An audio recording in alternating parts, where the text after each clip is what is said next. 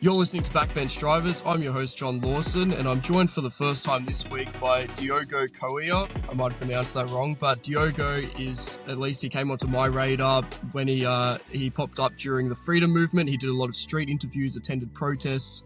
He's also a big advocate of fitness, and particularly Jiu-Jitsu. So I've brought Diogo along today to get his thoughts, his story, and I'm sure we're going to dive into many different topics. So how are you going, Diogo? Brother, I'm good. I've moved states, I've moved across country and relocated. And with everything that's going on around the world regarding politics, whether it's everything in Venezuela right now, everything in America, everything in Australia, it's keeping me a bit busy, and also other endeavors that I'm getting into over here. But yeah, I'm good, man. I'm good. Pleasure to be on with you. Yeah, no, it's great to have you, and we eagerly await your progress that you're going to make out there in Perth. I'm sure a lot of the locals are looking forward to it. For a long time, the East Coast has sort of hogged all of the interesting characters in this country, but no, it's good to distribute it around a little bit. So before we get too far into it, we'll just begin. Can we get your story, how you got interested in politics and what brought you to this point today? Yeah, definitely. You can get my thoughts on this. However, instead of just going the generic route, why are you anonymous? Why the fuck are you anonymous? Why not just bring your face out, come out with the boys? We got things to fight, and then we have you that's anonymous, and we need you here on the front line. Why are you anonymous? Well, I'm anonymous for the same reason, like probably 90% of people involved in what you could say sort of dissident right politics are anonymous, because the consequences of having your face and name out there in the public are so great that it doesn't really warrant it. I mean, you can do so much from behind the scenes, whether that's media or on social media, or whether that's even more traditional involvement in politics, without needing to put your name and your family's name and necessarily your company where you work and everything else out there in the public. It's dangerous out there. I mean, you've got Antifa, you've got other people on the right wing who will attack you. So the cost benefit just doesn't really make sense at this stage. But if I go full time making the National Observer or anything else in politics, I'll definitely have my face and name out there. John, fuck them. Fuck Antifa. Fuck everyone else. We need people on the front line. We need people like yourself who do great content. You know, you run your site, you constantly post, you do these interviews. It's not like you're in the background sort of like doing how do you put it? Like automational tasks. Like you're out here doing interviews with your voice, and you're posting a lot. And we need people in the right to stop being scared. Like the left, what they've done is they've grown and like moved into every little part of society. So then if anyone on the right pops their head up, they feel like they're just going to get shot down. They're going to get like you said, your bank accounts removed and so on and so forth. It depends. Like you got to do something pretty, like, I think things have also shifted, and you have to do something quite substantial to lose a bank account. Am I actually, like, for example, I have lost a bank account. So one of my bank accounts, business accounts, were shut down during everything that happens. However, you will get paid back in full force. Like bringing your face out, bringing yourself to the front of the right-wing movement, especially in Australia, you will get rewarded. It's not like you're just going to pop your head out and then suddenly you're just going to, get wiped off the face of the earth by these random Antifa geeks. Like, you will be rewarded. People will support you. People will back you. People will see strength once you put your face out there. So just my 2 cents. I encourage you to join us in a public facing front lines. Yeah, no, I appreciate it. And it's definitely, it is a sort of a weakness. I mean, if you're a person who's putting your opinions out there and you can't really put your face to it, then yes, it definitely does signal that maybe you're not confident or you don't actually believe in your ideas or something like that. But that's definitely not the case. It's only that I don't know that at this stage I can achieve a lot more with my with full exposure to the public than what I could achieve currently. I've got a couple different things happening, and so I mean, giving away all the details isn't exactly ideal right now, but I'm working towards it. If people want to see me and you're mentioning you'll get all the support. If people want to support me going public, then they can go take out a paid subscription to the National Observer. But until that can replace my salary, I don't know that I can make the leap of faith, so to speak. That's why we need people like you, Diogo. We got you out there. You stand above the crowd. You interview all these people at protests, and you completely mock them. That's why we have people like you, and we're very grateful for it. For you having your face and name out there and taking the risks that the rest of us can't just yet. But maybe we'll no, you had something to say? Yeah, no, I appreciate the compliments, but there's a small amount of us, and I'd like to bring you to the forefront. So hopefully in time we will get that pretty face out here, because I tell you what, I think women will like you. I think women will like you. I think I'm too much of a Sigma male incel. I could never deal with women. It's just not for me, unfortunately. We also need to quit this incel shit on a right, eh? We need more people. We need procreation.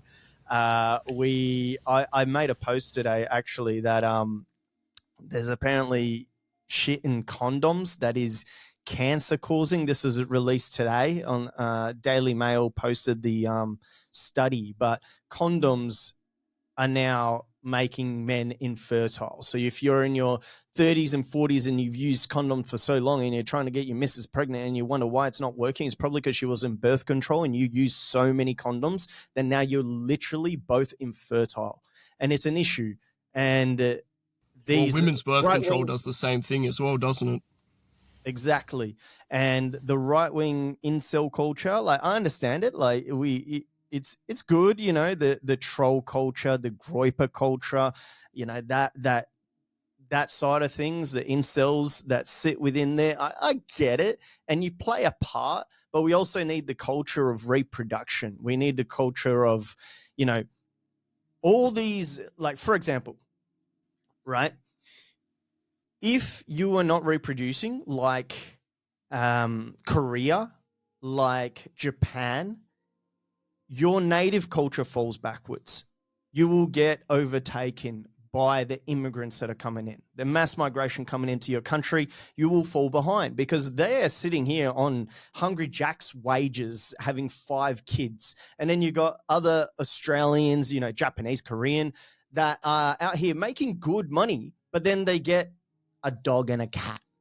It's like, great work, mate. And then they sit here like, oh, the great replacement is happening. Do you have a kid? No? Then shut the fuck up. Are you working towards one at least? No? Then shut the fuck up. Like, if you're talking about, and it's very, like, it's very real. Like Amsterdam, 56% migrants. London, 54% migrants. Brussels, 70% migrants. The native population is pretty much wiped out over there. Even in Australia, most of our major cities are now largely, if they're not majority migrant, they're very, very close to being majority migrant, and that's including European countries as well. So it's not a completely demographic thing, but we're also reaching that tipping point.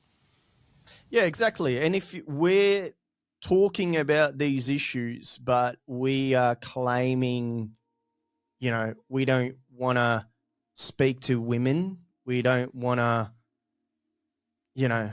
procreate, then you can't be talking about these topics. You know what I mean? If your goal isn't to find a wife, have a child, and procreate, then you might as well just not talk about mass immigration because you're not supporting the cause at all.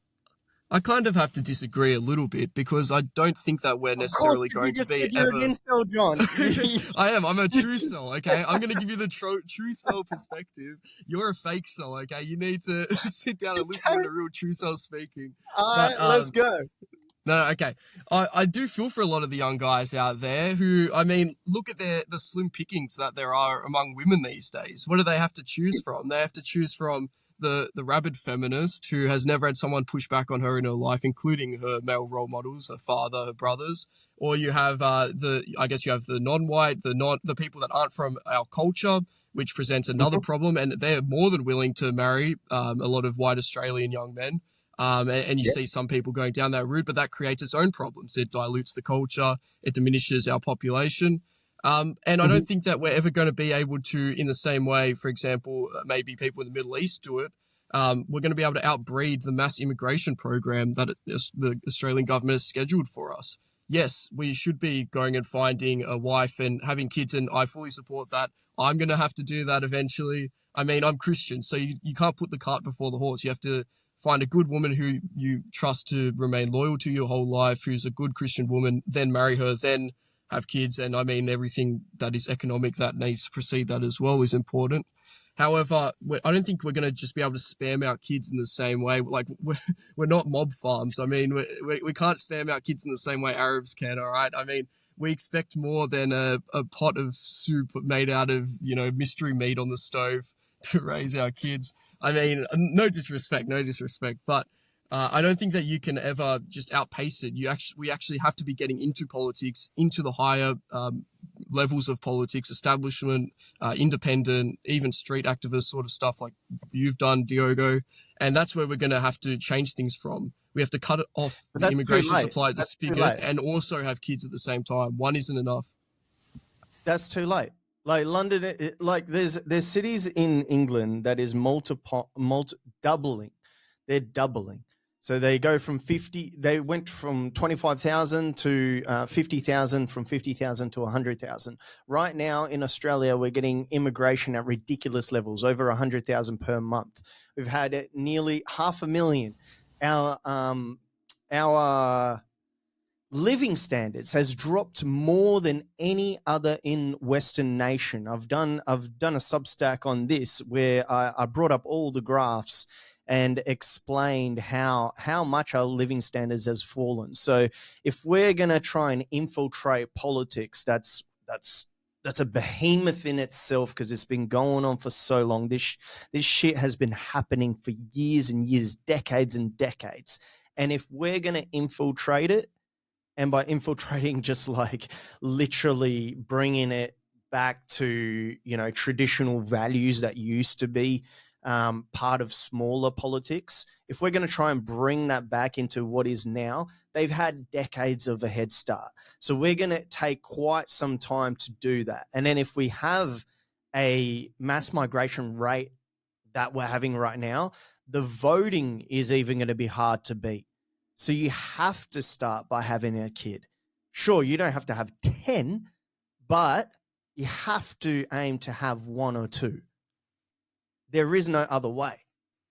No, I agree. I think two is too little. You should be having. I think I know. I'm sure you're familiar with Ben Shand. He calls himself the Dusty Bogan online. He often quotes Gavin McInnes, and he says, "Two is for Not well.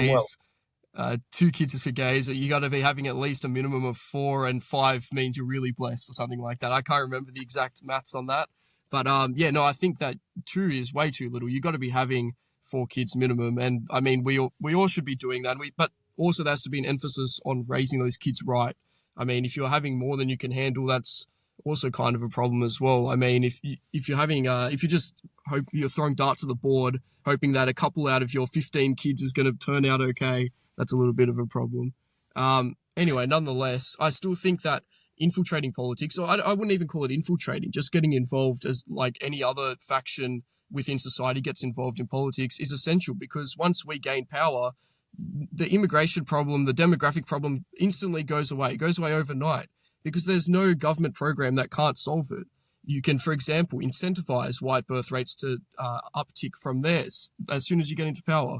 You can also have negative migration. You can sort of move people back to, or incentivize people to move back to their native homelands. And I think that that's best for everyone. But if your only solution is to, or the few white people that are aware of replacement migration and changing demographics, if they're going to sit around and have, 10 kids or whatever and do nothing else, they're still going to be outnumbered because the non-white migrants here have a higher birth rate than the white population. So even if this tiny, small, red-pilled based minority is having tons of kids, the population is still going to shrink. The non-white population is still going to grow. They're going to be involved in politics. They're going to be organized.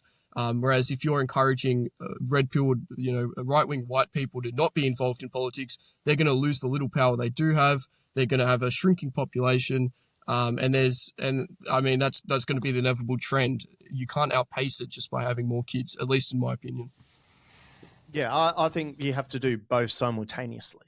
Like, you have to aim to have kids and you have to be involved in politics. At this point, there is no other way. I was never really involved in politics before. I used to enjoy comedy and MMA, really. Those are the things that I used to love and get involved in, was MMA fights and stand-up comedy.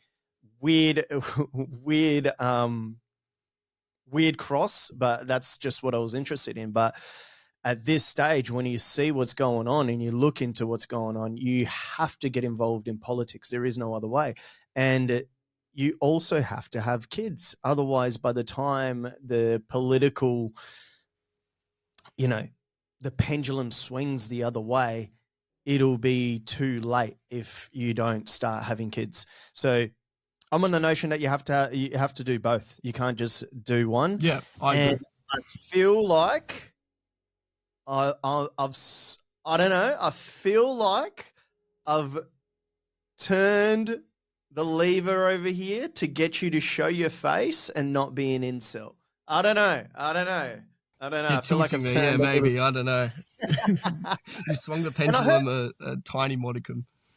I heard Dusty Bogan just became a citizen of Australia, so I'd like to congratulate him. I'm very curious about that. So was he a citizen of New Zealand before, or what was the situation? Because, I mean, he's as Aussie can get. Where was he a citizen of, if not for Australia? I thought he just sort of like snuck up on the stage and took someone else's certificate. I'm not sure what's going on there. I don't know what's going on there, but I support it. I heard something about America as well, but he definitely doesn't have any American accent, but I'm not too sure. But congratulations on becoming a citizen. That's round of applause for Dusty. We need more patriotic people like Dusty in the country. Yes. And congratulations on his certificate. He definitely is one that deserves it. But yeah, it's man, it's interesting time. Like, you've got a lot of people like Dusty that are against what's going on, and these are the people that we need in the country. The people that understand the culture, assimilate into the culture, understand Christianity, have Christian values, the real Christian values, not like this new age faggotry that's going on. I'm talking about the Christians that conquered the Roman Empire. I'm talking about the Christians that fought against the Ottoman Empire and conquered them as well. I'm talking about the Christians that a handful of them go against 400,000 soldiers in Jerusalem and make it the kingdom of Jerusalem. I'm talking about those Christians. Those are the values and those are the people that we need in this country. And I think Dusty's definitely one of them. So definitely, bring him in with open arms, and we need more characters like that. Yeah, exactly. And I like what you're saying about Christianity there. We do need zealots, basically. We need people that are diehard Christians, that are composed of the same material that the martyrs were made of. All of the apostles, except for one, bar one, died a gruesome death. And we need to look to those. And Christ himself, of course, died a torturous death. But we need to look to those examples and not worry about our own life and our own comfort and saying, I want a wife and kids to, to comfort me or something like that. We got to be ruthlessly dedicated to retaking over the institutions in this country. That means getting smart. That means reading books, real books, old books. Means going to school, studying up, getting your degree, getting a high-paying, very influential, powerful job, and then getting involved in politics. Don't tell everyone your views necessarily. Don't say, I'm in favor of mass repatriation of non-whites back to their country. Although, I mean, you can phrase it in better ways than that, but that's eventually what sort of needs to happen. You actually can. You can say that. Go for it. Say it. Because after World War II, maybe you don't know this, after World War II, Japan was in favor of Germany, and obviously Australia was in favor of Britain. And we went in and supported Britain and America and all the nations on that side. However, all the Japanese in Australia were mass deported following World War II. So it's not like we haven't mass deported in Australia before. People that don't assimilate to our culture, people don't like Australian culture, they should be mass deported. And the government has done this before. It's not something new. It happened. Well, 1901's another example as well. When the Immigration Restriction Act of 1901 was imposed, they had non-white Kanaka workers up in Queensland, which had to then be repatriated. Same situation with, I think there were a lot of Chinese workers around that time as well, who once again had to return to their home countries. It was done actually very peacefully. I haven't carefully studied it, but I don't know of any attacks on people from the government during that time or anything violent. But I mean, if we're going to ensure the future of our country, then we need to start thinking about these real solutions. Now, I think people get caught up in feeling really good about talking about things and trying to be the most extreme possible and express things in the most explicit terms. But what we need more than anything is people that know all of the ideas, that can put it into, that can sensibly express those ideas in positions of power where they can actually put those ideas into real policy, into action. That means that you might have to be a little bit quiet on the way up. Once you're at the top, then you can start to talk a little bit louder. And just to let you in a little bit, Diogo, and to let the audience in a little bit, this is happening right now. There are young right-wing guys, Christians, in every level of right-wing politics at the moment.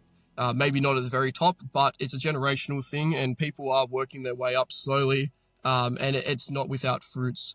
So I do encourage people to get involved that way, not to simply sit around at home and wait for things to take care of themselves. Although I know that's not what you're advocating for. You've been very proactive in your fight against the various forces that are destroying our country. Speaking of which, let's get a little bit about your story, unless you want to have something else to add on that topic, but I'd love to hear about how you really got into politics to begin with. Yeah, so I was arrested and facing 38 years jail. This was during the height of the pandemic. As I said, I was into martial arts and comedy. And then the pandemic came around, and also Trump had a fair bit to play. I think it was quite polarizing. As someone that enjoyed comedy, when he came out and did his speech in 2016 and he was running for office at that time, it got me looking into politics. And then the pandemic just threw me over the edge. I was like, it is outrageous that we're going to just be forced to inject ourselves with this thing that's not even tested at all. Like, it takes, apparently it's 20 years, right, was the process to put these plans in motion to be able to generate a vaccine so quick. And there's a fantastic video where Fauci and another goon of his goes knocking on the doors of Americans, and he says it took us 20 years to put this together. And the guy says, well, that's not long enough. And he was absolutely dead on. It's not long enough. And the process that Trump did with warp speed, it just wasn't long enough to manufacture a proper vaccine, in my opinion. And mRNA technology being patented, what they put in your body, the records being linked to the Supreme Court URL. When I found all of this and when I was researching all of this, I was like, this is fucked up. And then the thing that threw me a little over the edge to go further into politics was this guy called Smoking Joe McHale. He did a protest in Parramatta. It was the first COVID protest in Australia. And I knew this guy from Jiu-Jitsu. We hadn't competed against each other, but we've trained together, and we started at Gracie Barra, St. Peter's together. So I knew this guy. And the way that the Premier portrayed him, the way that she posted a photo of him on Twitter saying she had a bad hair day where they sort of looked alike, but he had more of a, afro look because, I don't know, we were all in lockdown. As soon as she posted that, I was like, you know what? I want to know more about this guy. Like, not know more about this guy. I want him to tell his story. I want to know what his story is. So then I invited him on the podcast, and I was like, look, mate, I got a following right now. I think I had like 3,000 on Instagram or something. And like, I didn't think I had a TikTok account at all. And now combined, they're like over 100K. But then I was like, I have a little, this little audience that I can leverage for you, and you can let me know what's going on. So then I had him on. He gave his point of view of what's happened, what he thought was going on at the time. And I said, okay, well, have you got anyone else that you think I should interview next? The process that I'm sure you go through when getting on guests and for your show. And then he goes, yes, I have this guy that's wearing a sandbag for the 28 pedophiles that have had their names, by the courts, they've had their names blocked. And I was like, all right, I'll interview that guy. So this process went on, and I started interviewing activists, doctors. I interviewed Dr. Robert Malone, he was the inventor of mRNA vaccine technology. It's one of Joe Rogan's biggest episode. He came on my show for his first Australian interview, and then he went on Joe Rogan after that. And I just had these amazing people on after that, I guess the New South Wales government didn't appreciate whatsoever. So things started getting more heated on my end. Things started happening that I couldn't completely grasp what was going on. And then me being me, instead of stopping, I'm like, no, fuck that. I want to know more, and I'm against this. So let me have all the people that are putting on these major protests, because there were some major protests across Australia during that time in Melbourne and in Sydney. I'm like, let me speak to all of them. I want to speak to all of them now. Like, I want to know, like, there's shit happening with me, some attack stuff. Well, give me more people to speak to. And I had a really decent YouTube channel. And then due to YouTube just being complete faggots, as soon as I had Dr. Robert Malone, the most credible doctor in all of this, that he has the patents, then I was shut down by YouTube, which was super annoying. But these things happen and you keep on going, right? So I kept on going. Anyway, fast forward to July 24th, there was the biggest protest in Sydney, and it was a massive protest. Everyone got out to the streets, and because I knew all the organizers, and I was now, thrown into this freedom movement was the term that they coined for that time period, and all the people that were involved. I was thrown into that, and that protest, Channel 9 decided to blast me nationally across the country, saying that I was the organizer for that protest. And they put up videos just like mainstream media do, just filth pig people, you know what I mean? Just disgusting human beings. And they grab whatever image that they could of that day of me in a, unpleasant situation. And then they put me across nationally on their news channel and said, this is the organizer. This is the one that's trying to get everyone killed, blah, blah, blah, blah, blah. After that, my house was surrounded by about 65 police officers. I had the counter-terrorism squad break down my door, M16 on my missus, on the kitchen. She was pregnant at the time as well. They came into my studio. I had a studio similar to this one at my home during lockdown. They came in with pistols into the studio. It was just a whole operation. And mind you, I didn't have a criminal record. This is literally because I was speaking to people. And it was just people that they didn't want to give voices to. And I kept growing at this time as well. And they came in, guns blazing. The counter-terrorism squad that are specifically supposed to be for bikies after new laws were passed in Australia in 2019. And they used it against me. And they locked us up, me and my partner, in a cell next to each other. They grabbed a nunchuck, foam nunchuck from my studio. And they said that in Australia, nunchucks are illegal.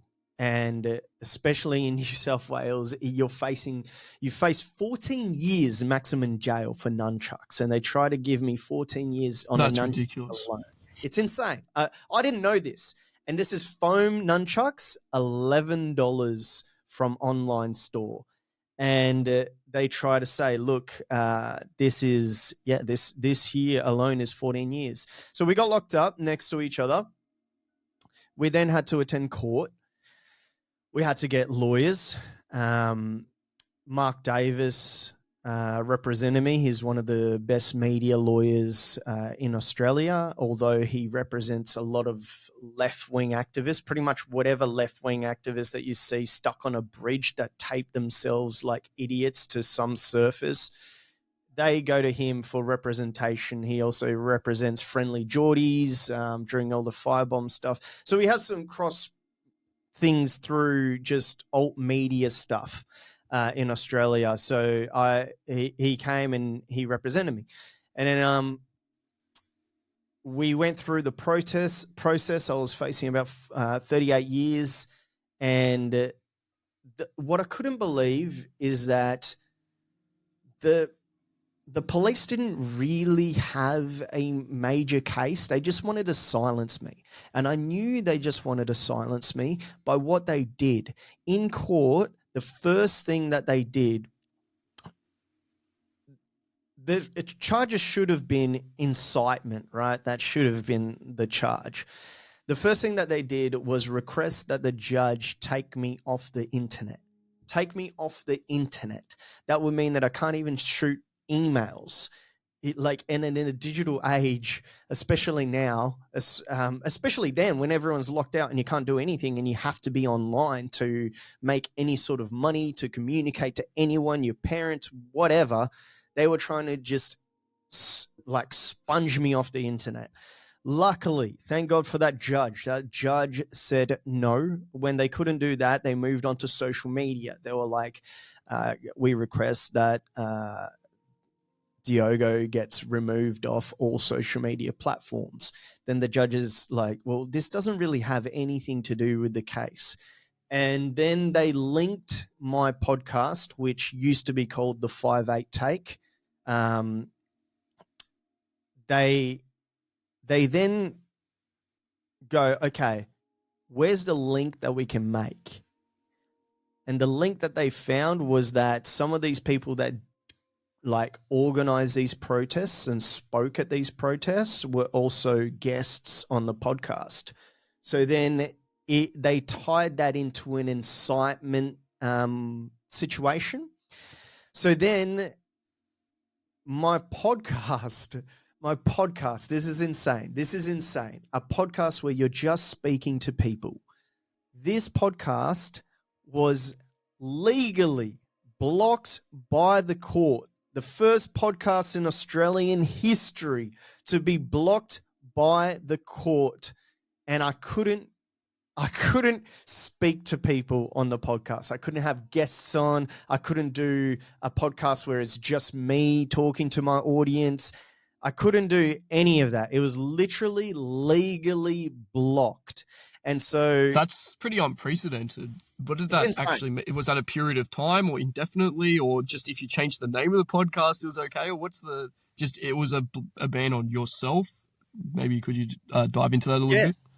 It was so we got the podcast back after 3 months, I believe it was, because we had to formulate an appeal for the podcast, and I had to show that. So this is the counter argument that I made to get the podcast back online. If I was making no money off the podcast, I would not be able to get that podcast online again until possibly after trial. So if I went to jail, the podcast would never exist again. If I beat the case, then the podcast would be able to be reinstated. But the case could go on for years and years and years, right? They adjourn, especially during COVID.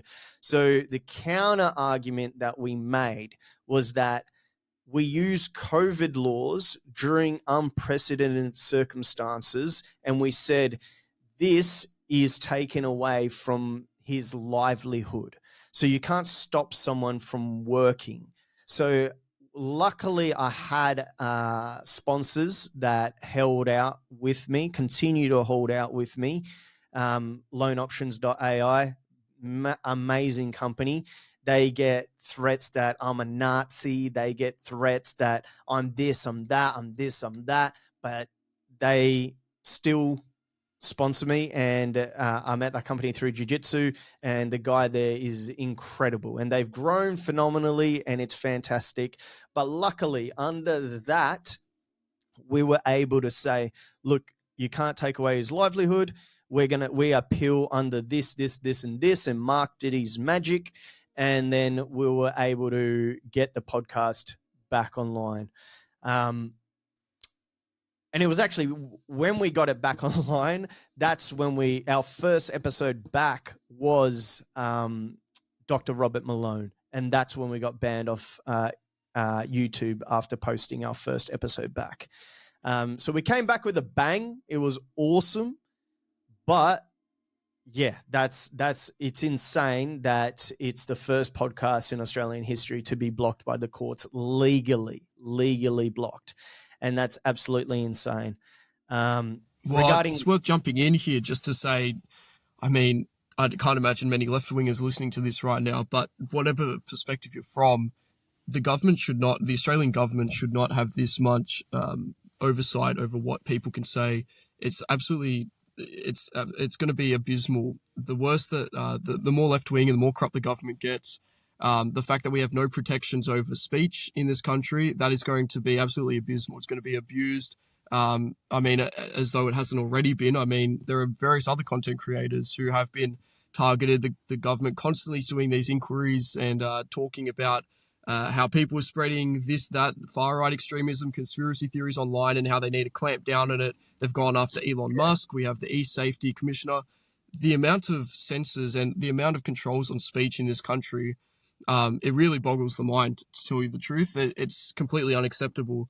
I don't know, though, that do you believe that there's much of a free speech backlash against this? Do you think there's a sizable proportion of the country that would actually that even cares about this, or is even interested in fighting back against that? I think so. I think the country do care about free speech, but we don't have free speech like we think we have free speech. So it is a bit hard to gauge how much, because Australians are quite complacent. Like they're slowly moving away from it, but it's like I said it in this article that I wrote regarding the Australians suffering the biggest collapse. So I also said in a video that I made regarding this, where I broke down all the graphs, all the data, showing the statistics.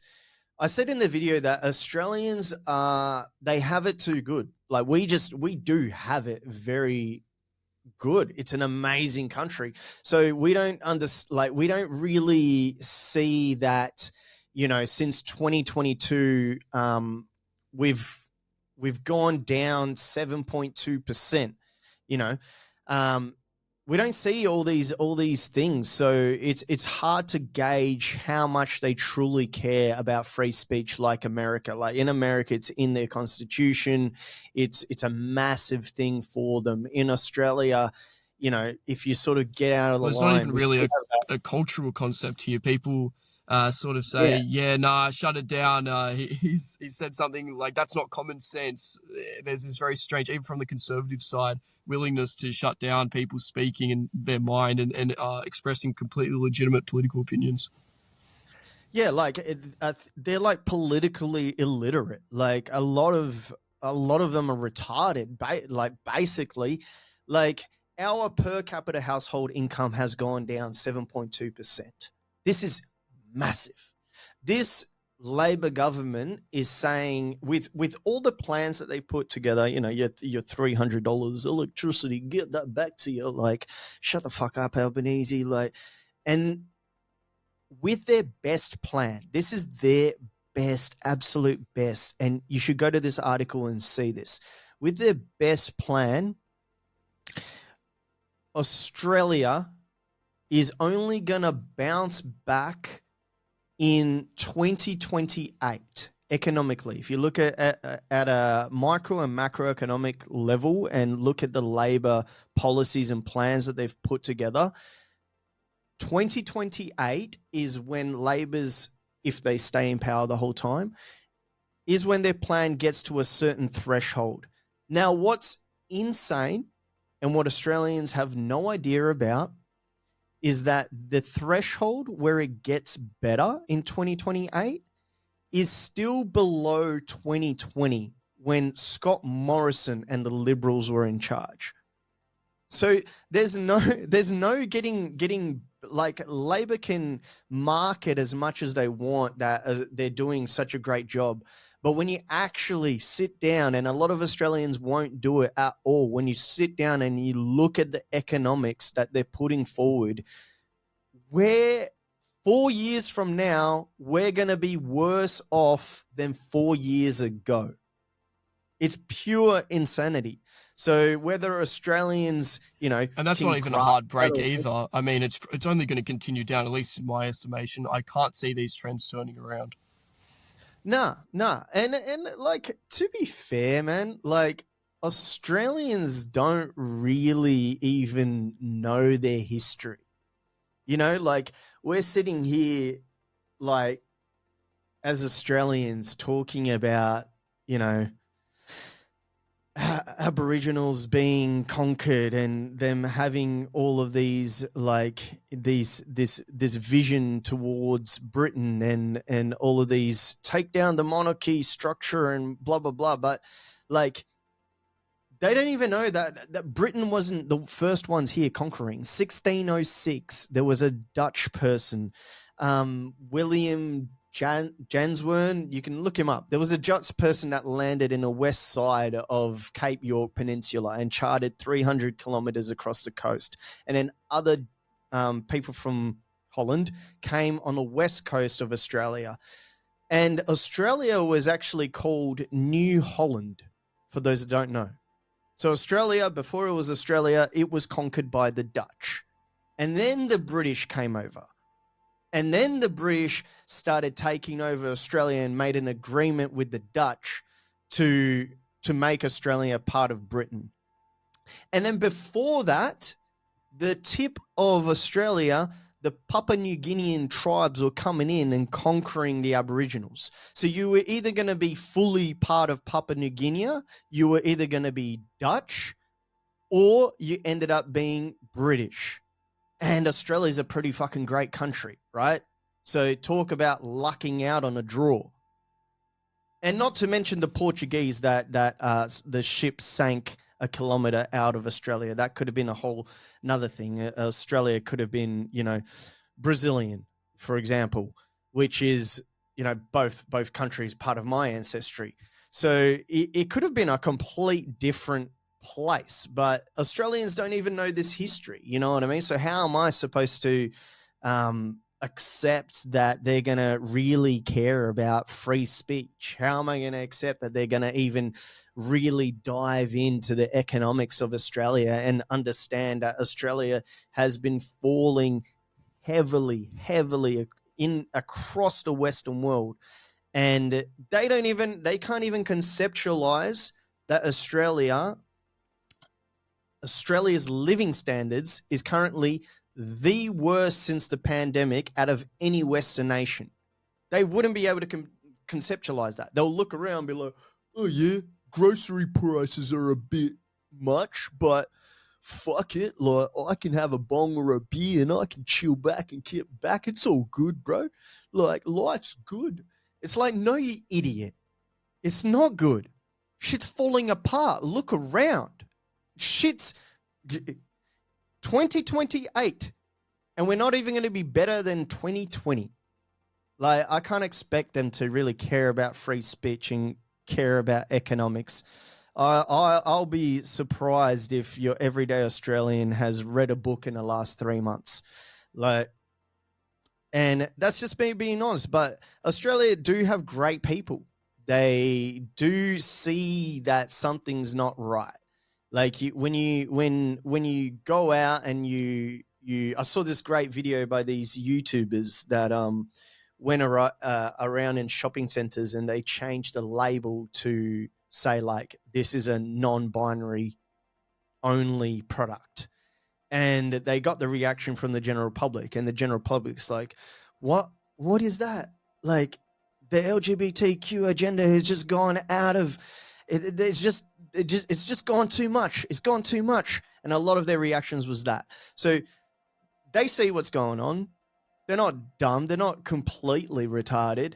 But for the everyday person to understand these economic principles and be really forward and champion free speech, I don't think they would. I think that it's still going to take a bit of turning. We're getting there. Like, I don't think that, we throw Australia, like we're not London yet. You know what I mean?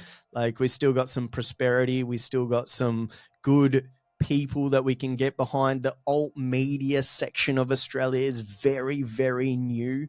Like, before, Australians would literally sit and watch ABC. Yuck. Like, what is that? You know what I mean? What is that, now, brother? What is that? But now there's the alt media. There's people popping up like yourself, myself, and even people that you might not agree with. Like, they're still there. There's Maria Z doing her thing in alt media. There's Joel Jamal doing his thing in alt media. There's heaps of people, Friendly Geordies. There's Joel Davis. There's a lot of people from all different spheres of political, whether you're left, far right, that are creating a new culture. And I think the right are taking advantage of this more. The right have had enough. We're not being supported, and we see that. We see that Soros and the WEF have their hands in all of these mainstream medias, and they're literally like using them like puppeteers, and we don't like that. So we see through that, and by our own sheer will, by our Nietzschean will to power, we come out from the fire, from the flames, and we continuously, week in and week out, spending a lot of time writing, scripting, editing, researching. We're out here continuously pushing, and I think that's going to continue to grow. So I do see prosperity and hope for the country, but at this stage, it's a bit hard to say if they would be championing the free speech as much as America does. Yeah, no, you touched on a lot of things, and I think you're right that our enemy isn't so much Well, I mean, first of all, it's any one particular issue is sort of hard to rally support behind. And our broader enemy here is not so much the left, or even sometimes it's not so much the establishment, it's apathy. The general Australian population has so much malaise, so much disinterest in anything that is beyond the present, that it just makes it hard to organise anything to begin with. And even, I'm sure you might have seen, or even getting together a protest in the street, that comes with many difficulties. Getting people to show up in the first place, getting people to get involved in politics, to come campaign for a candidate. All these things require, it's like pulling teeth. It's very difficult to get like large portions of Australian population to show up and actually help with these things, even though, like you said, they might agree. You ask them, do you believe in all this new gender nonsense? Do you believe in censoring people? And they might say, no, I'm opposed to that. I think that's gone too far. The wokeness, it's out of control, but they don't do anything. And I think perhaps that could be because they don't see the bigger picture on the one hand, and also they don't see a solution on the other hand. So often I've spoken to people and I'll tell them, oh, but don't you have a problem with this? And they'll say, yeah, but what am I going to do about it? Or they'll say, yeah, but I'll be old or dead by then. If you talk to older people especially, you'll say, oh, don't you have a concern with the way the country's changing? And we're going to be a minority in this country by the end of this century. And they'll say, oh, I'll be gone by then. What's my problem? And I think that perhaps what drives that is that they don't see any viable solution. And I have to wonder whether, if I could go back in a time machine to when I was in primary school and have a look at America before Trump, whether it was a similar situation. You had the neoconservatives in power, entrenched on the Republican side. You had the corrupt Democrats on the left-hand side. And just no solution seemed to present itself when, out of the left field, Trump emerged and said, well, I'm going to be an anti-establishment candidate. And he really shook things up. And I have to wonder whether it's going to require something like that to get Australians even interested in the first place in politics, let alone right-wing politics, but to get them interested in the future of their country, to even think of themselves as a citizen of this country, as a descendant of the founders of this country, to see themselves in this broader context, to see what can be and unburdened by what has been, in the words of Kamala Harris, maybe. But no, that's but I mean, more so, I think, in the words of that Indian, the enlightened philosopher Kamala Harris. But what I think it's going to take something from the top down. Somebody is going to have to get into power first, even if they're a state premier. For example, Joe Bjelke-Petersen was Queensland premier. He never made it to prime minister, but he had massive enthusiastic support from the Christian conservative right up in Queensland. And I suppose if he had been so corrupt and gotten kicked out of power, he could have probably led some mass movement. Unfortunately, that didn't eventuate. My point is that I think it has to come from a position of authority. Australians are very authority conscious. No matter what the whole Ned Kelly, bushranger myth sort of goes, that Australians are rebellious rogues, I just don't think that's true in the modern day. They are very much prone to following consensus and the establishment and authority. And I think it will require someone, whether they be prime minister, premier, or even a large media figure, somebody who has maybe Spaniard to lead us out of this malaise, or at least get people really invigorated and interested in the future of their country.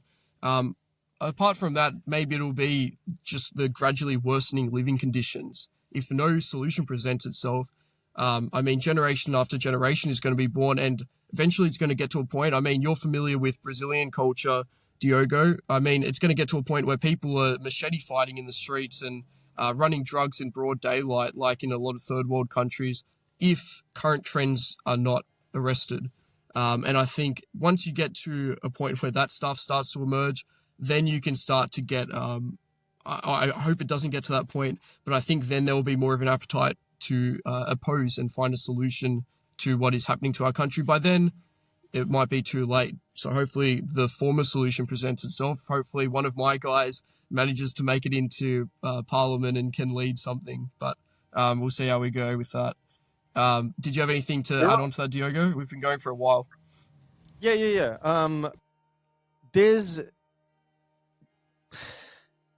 the guys from the...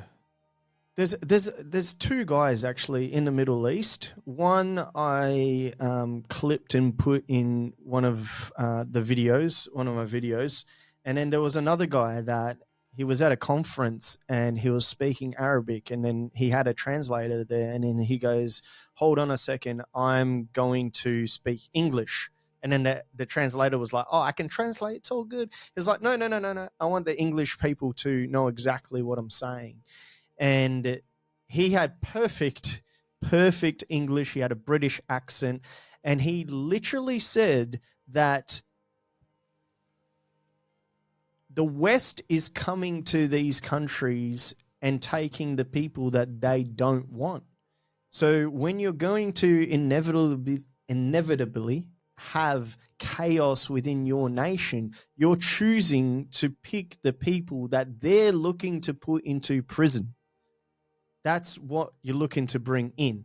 So I think Australian... Well, that's the whole premise of Scarface, isn't it? At the start of Scarface, they do a population swap between America and where was it? Was it Cuba? And so the Cubans ended up just sending all of their criminals instead of sending their political prisoners. They ended up sending all of the criminals, and that's how Scarface gets into America. And it's no different now. We're getting the people that couldn't make it in their own country, that come from the lower rungs of society, that don't really have great intentions. I mean, look at the Lebanese crime families. That's not necessarily to say all Lebanese people in Australia are bad or something like that. I have many friends. So not to be that guy, but I've grown up in a multicultural area.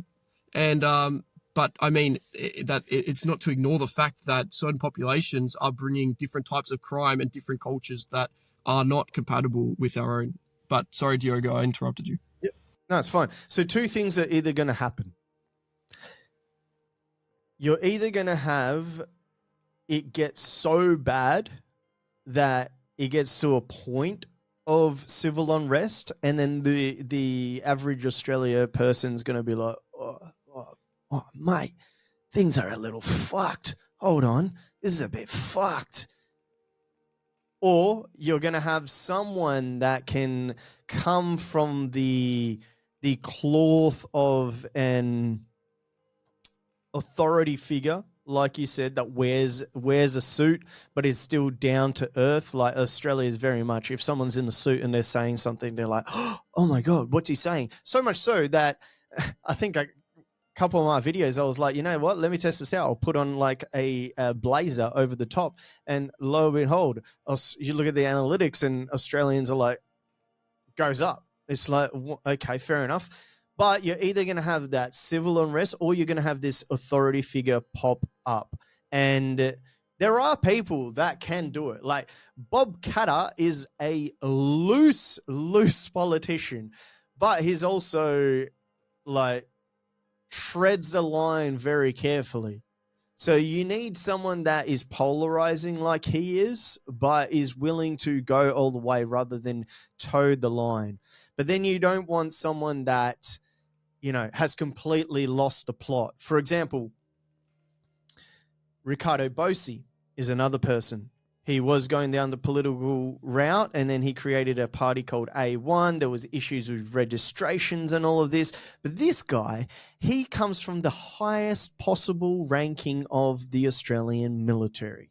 So, and his demeanor, the way that he speaks, he garnered such a massive following very quick, just because he has that authority, like he has that presence, and he's got the backing of being at the highest point of the military. But what happened to him? He just completely went off the rails, and it just showed that he wasn't the right leader. So that's only the two things that's going to happen. Either someone's going to pop up that, you know, is similar to a Trump figure, but is more to Australia's palate, or we're going to get to a situation where things get so bad, and by then it's either too late or it'll be serious civil unrest. So yeah, that's just the extra bit that I wanted to lay on top of that. No, thank you. I think we're approaching the end of the show. Would you like to give I'd like to discuss maybe a bit more into the pitfalls of the freedom movement in another podcast.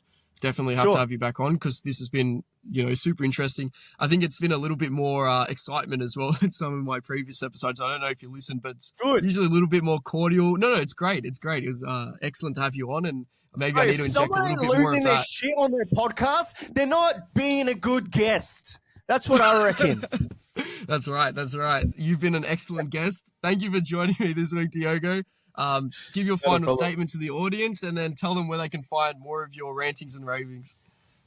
Be proud of your heritage. Be proud of where you came from. If you're going to another country because you like that culture, assimilate into that culture, learn that culture, learn the essence of that culture and be part of that culture. You can follow me at diogocohea.com, DIOGOCOHEA.com, Diogo Cohea. And yeah, be good to your neighbor. Don't turn the other cheek to be submissive or to be, tolerant. You turn the other cheek to then say, do it again and punch that person in the face. That's what you should do. You should go and whoever is trying to destroy your way of life, you should destroy them. That's my 2 cents. Yep, very powerful. Thank you for joining us. You can find all of my content and all of the National Observer's content at thenationalobserver.co. You can also follow me at johnlawson_TNO on pretty much all platforms, whether that be Twitter or X, Instagram, Telegram, and also make sure to subscribe to the YouTube channel. That's it. Have a great rest of your week, Diogo. You too, brother. And soon enough, we'll see your face and we'll see you with your partner and some kids. I can't wait. Maybe one day. And I'll be training at your Jiu-Jitsu gym, right? Yes, let's go. More martial art, more fitness, more politics. Let's go. I'm more of a boxing guy, but anyway, see you later. All right.